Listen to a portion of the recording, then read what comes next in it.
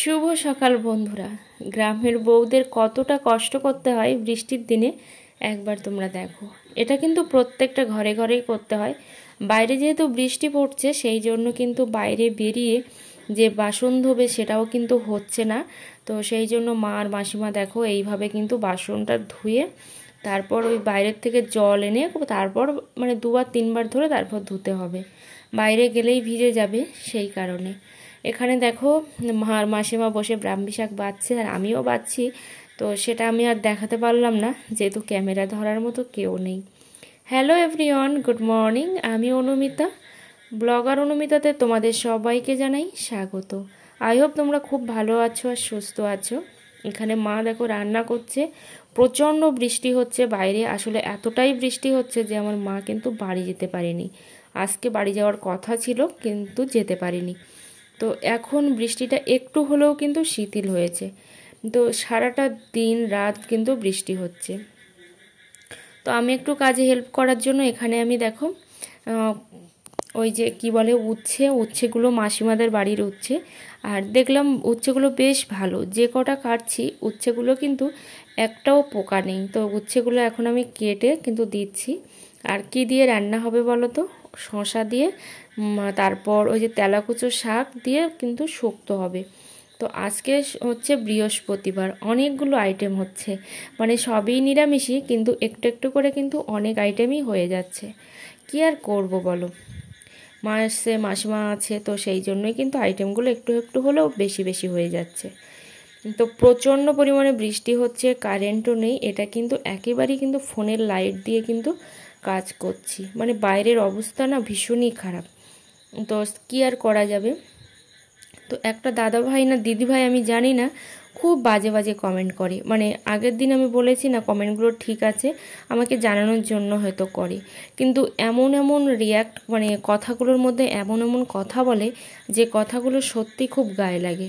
তো তোমাকে বলবো যে আমি প্রতিবন্ধী ভিডিও বানাই, আর যাই বানাই না কেন, তোমার যদি পছন্দ হয় তুমি দেখো, না পছন্দ হলে দেখো না, ঠিক আছে? আমার ভালোবাসার বন্ধুরা তো আছেই যারা আমার ভিডিও দেখে রেগুলার দেখে, তো আমি তাদের জন্যই ভিডিও বানাই।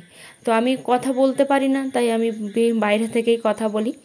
তো এখানে দেখো অনেকগুলো কিন্তু শসা আছে, আর এই শসাগুলো মাসিমা পাঠিয়েছিল। আসলে মাসিমাদের বাড়িতে প্রচুর শসা হয়েছে, আর যেহেতু গ্রাম সেভাবে কিন্তু বিক্রিও হয় না বাজারের মতো, মানে শহরের মতো।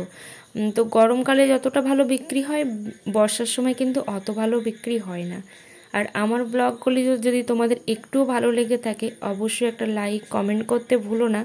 আর চ্যানেলে নতুন বন্ধু হয়ে থাকলে চ্যানেলটা সাবস্ক্রাইব করে কিন্তু পাশে থেকো, অল নোটিফিকেশানটি অন করে দিও নিত্য নতুন ভিডিও পাওয়ার জন্য।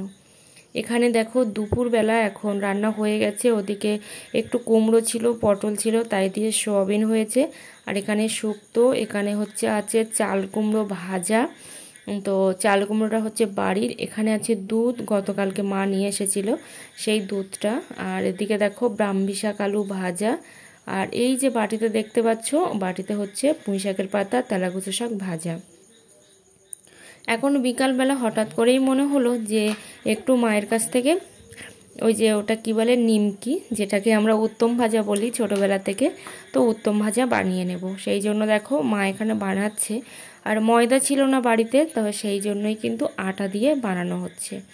আর খুবই ভালো কিন্তু আমার মাও বানায়, আর আমার দাদু তো সেই ছোট থেকে দেখে আসছে, দাদুর ভাজার দোকান ছিল, এখন আর করে না, কিন্তু দেখো খুবই ভালো হচ্ছে আর খুবই টেস্টি হচ্ছে। একেবারেই কিন্তু কারেন্ট নেই, সবই কিন্তু ফোনের লাইট দিয়ে চলছে। অল্প কটা ভাজা হয়েছে এখানে, তো সেটুকুই তোমাদেরকে দেখালাম। আসলে প্রথমবারে তো একটু লাল করে ভেজে দেখছিলাম যে ঠিক কেমন। তো একটু কারেন্ট আসলো সেই জন্য তোমাদেরকে দেখালাম।